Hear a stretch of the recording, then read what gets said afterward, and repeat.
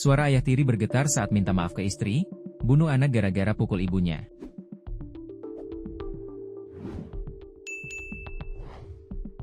Seorang ayah tiri, Sa, 52, mengungkap penyesalannya setelah membunuh anak dari istrinya, Fy, 23. Aksi pembunuhan yang dilakukan Sa terhadap anak tirinya berinisial Fy tersebut dilakukan di hadapan istri.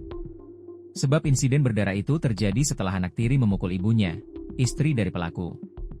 Alhasil Sa emosi hingga melakukan penganiayaan terhadap Fy sampai meninggal dunia. Peristiwa ini terjadi di dalam kamar rumahnya di Kabupaten Bengkulu Tengah, Provinsi Bengkulu.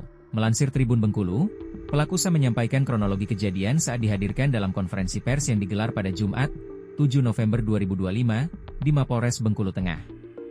Kanit Kamnek Satintel Polres Bengkulu Tengah, Ibda Rodi Pasha sempat menanyakan langsung kepada pelaku tentang motif pembunuhan tersebut.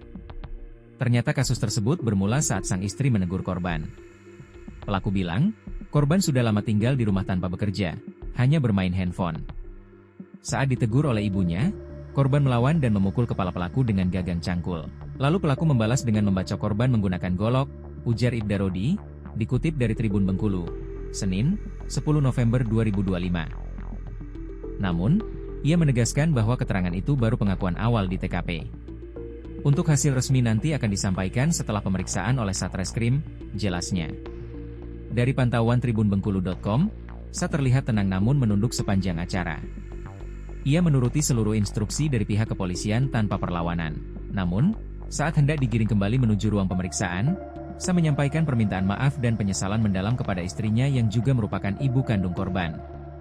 Bu, ayah memang sebenar-benarnya minta maaf. Penyesalan ayah sangatlah besar. Maaf lahir batin, Bu, ucapnya lirih dengan suara bergetar. Pernyataan singkat itu sontak membuat suasana hening sejenak. Para petugas kepolisian kemudian segera membawa pelaku kembali ke ruang pemeriksaan untuk menjalani proses hukum lebih lanjut.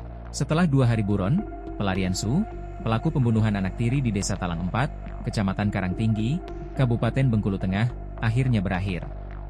Ia ditangkap pada Jumat pagi, 7 November 2025, di sebuah pondokan di tengah perkebunan, dalam kondisi lemah dan masih membawa senjata tajam di pinggangnya. Kasat Intelkam Polres Bengkulu Tengah, Ibtu Henry Elenda Grasa, mengungkapkan, proses pencarian pelaku telah dimulai sejak Kamis, 6 November 2025. Tim gabungan kepolisian melakukan pemetaan area menggunakan drone untuk mempersempit lokasi persembunyian pelaku. Namun karena takut, warga hanya berani memberikan rokok tersebut melalui ventilasi rumah, lantaran pelaku masih terlihat membawa senjata tajam. Pagi harinya, pencarian kembali dilanjutkan.